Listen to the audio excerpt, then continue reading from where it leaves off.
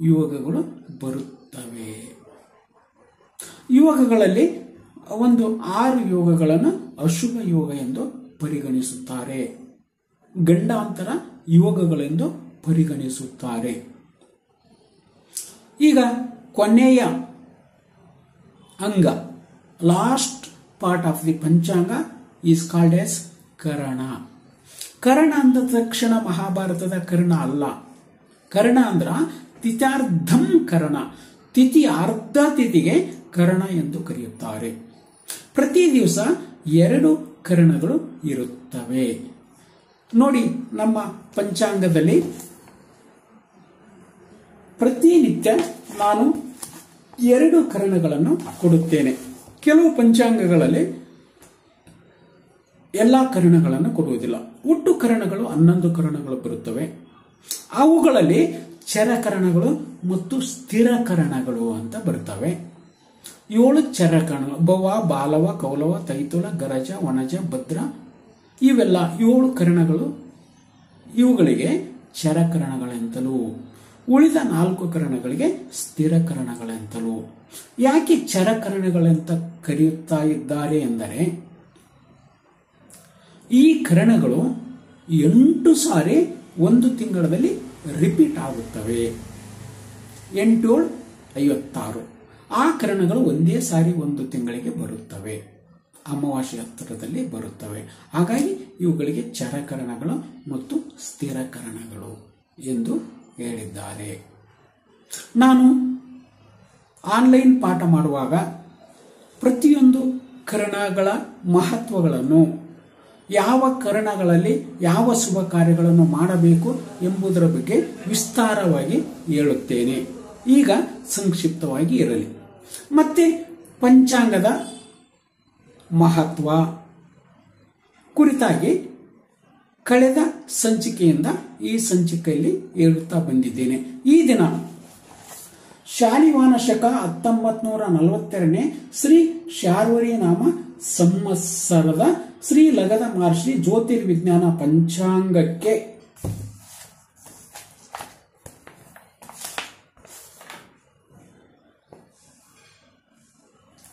ಬೆನ್ನುಡಿಯನ್ನು ಬರೆದುಕೊಟ್ಟವರು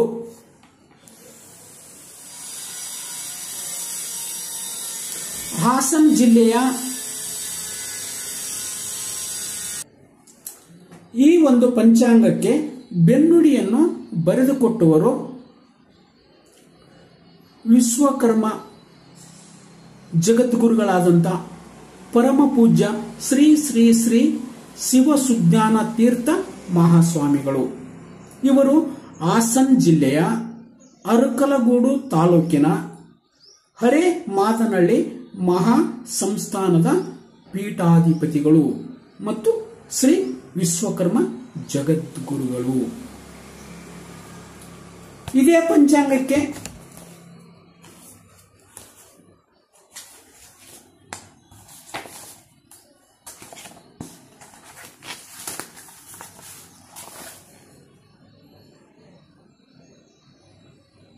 ಮುನ್ನುಡಿಯನ್ನು ಬರೆದುಕೊಟ್ಟವರು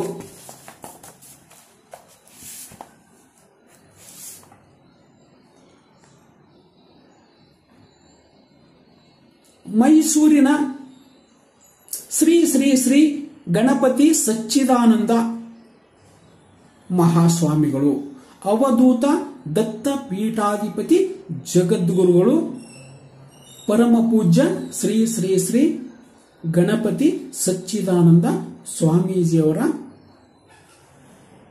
ಕರಕಮಲ ಸಂಜಾತರು, ದತ್ತಪೀಠದ ಉತ್ತರಾಧಿಕಾರಿ ಪರಮಹಂಸ ಶ್ರೀ ದತ್ತ ವಿಜಯಾನಂದ ತೀರ್ಥ ಮಹಾಸ್ವಾಮೀಜಿಯವರು ಈ ಒಂದು ಪಂಚಾಂಗಕ್ಕೆ ಮುನ್ನುಡಿಯನ್ನು ಬರೆದುಕೊಟ್ಟಿದ್ದಾರೆ.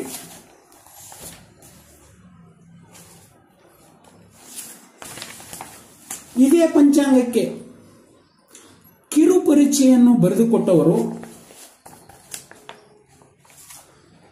ಮಹಾನ್ ವಿದ್ವಾಂಸರು, ನಿಗಮಾಗಮ ಪ್ರವೀಣರು, ಸುಪ್ರಸಿದ್ಧ ವಾಸ್ತುಶಾಸ್ತ್ರಜ್ಞರು, ಶಿಲ್ಪ ಸಿದ್ಧಾಂತಿಗಳು, ಜ್ಯೋತಿರ್ವಿಜ್ಞಾನಿಗಳು ಹಾಗೂ ವೇದ ಬ್ರಹ್ಮ ಶ್ರೀ ಎನ್ ನಂಜುಂಡ ಸ್ವಾಮಿಗಳು, ವಿಶ್ರಾಂತ ಪ್ರಾಧ್ಯಾಪಕರು, ಸಂಸ್ಥಾನಾಧ್ಯಕ್ಷರು, ಶಿಲ್ಪಕಲಾ ಕ್ಷೇತ್ರ ಮೈಸೂರು. ನೋಡಿ, ಇಂತಿಂತ ಮಹಾನ್ ಗಣ್ಯಾತಿ ಗಣ್ಯರು, ವಿದ್ವಾಂಸರು, ಮಹನೀಯರು, ತತ್ವಜ್ಞಾನಿಗಳು, ದಾರ್ಶನಿಕರು ಈ ಒಂದು ಪಂಚಾಂಗಕ್ಕೆ ಮುನ್ನುಡಿಯನ್ನು ಬರೆದು ಕೊಟ್ಟಿರುತ್ತಾರೆ. ಹಾಗಾಗಿ ಈ ಪಂಚಾಂಗಕ್ಕೆ ನಾನು ಮೊದಲೇ ಹೇಳಿದಂತೆ ಪಂಡಿತರರಿಗೆ ಮೆಚ್ಚುಗೆಯಾದಂಥ ಪಂಚಾಂಗ. ಹಾಗಾಗಿ ಮಹಾನ್ ಪಂಡಿತರು, ದಾರ್ಶನಿಕರು, ಪರಮ ಪೂಜ್ಯರು ಈ ಒಂದು ಪಂಚಾಂಗಕ್ಕೆ ಮುನ್ನುಡಿಯನ್ನು ಬರೆದುಕೊಟ್ಟಿದ್ದಾರೆ. ಆತ್ಮೀಯ ವೀಕ್ಷಕರೇ, ನಾನು ಇದೇ ಶುಕ್ರವಾರ ದಿವಸ ಆನ್ಲೈನ್ ತರಗತಿಗಳನ್ನು ಆರಂಭ ಮಾಡುತ್ತಾ ಇದ್ದೇನೆ. ಆನ್ಲೈನ್ ತರಗತಿಯಲ್ಲಿ 2 ವಿಧದ ಆನ್ಲೈನ್ ತರಗತಿಗಳನ್ನು, there are 2 parts. One part is basic astrology, another part is predictive astrology. ಒಂದು ಫಲಿತ ಜ್ಯೋತಿಷ್ಯ ಅಥವಾ ಫಲ ಜ್ಯೋತಿಷ್ಯದ ಆನ್ಲೈನ್ ಕ್ಲಾಸ್ಗಳನ್ನು ಮಾಡ್ತಾ ಇದ್ದೇನೆ. ಮತ್ತೊಂದು ಆರಂಭಿಕ ಜ್ಯೋತಿಷ್ಯವನ್ನು ಆರಂಭ ಮಾಡುತ್ತಾ ಇದ್ದೇನೆ. ಕರ್ನಾಟಕದಾದ್ಯಂತ ಯಾರಾದರೂ ಶಾಸ್ತ್ರೀಯವಾಗಿ ಕಲಿಯ ಬಯಸುವವರು ಆನ್ಲೈನ್ ತರಗತಿಗಳಿಗೆ ತಾವು ಅಡ್ಮಿಷನ್ ತೆಗೆದುಕೊಳ್ಳಬಹುದು.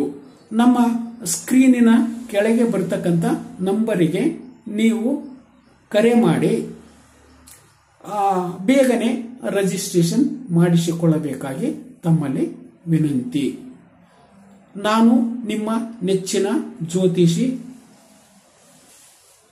ಪಂಚಾಂಗಕರ್ತ, ಶ್ರೀ ಲಗದ ಮಹರ್ಷಿ ಜ್ಯೋತಿರ್ವಿಜ್ಞಾನ ಸಂಶೋಧನಾ ಸಂಸ್ಥೆಯ ಸಂಸ್ಥಾಪಕ ಅಧ್ಯಕ್ಷ doctor G B Amaresha Shastri Guruji, Mysuru. ಧನ್ಯವಾದಗಳು.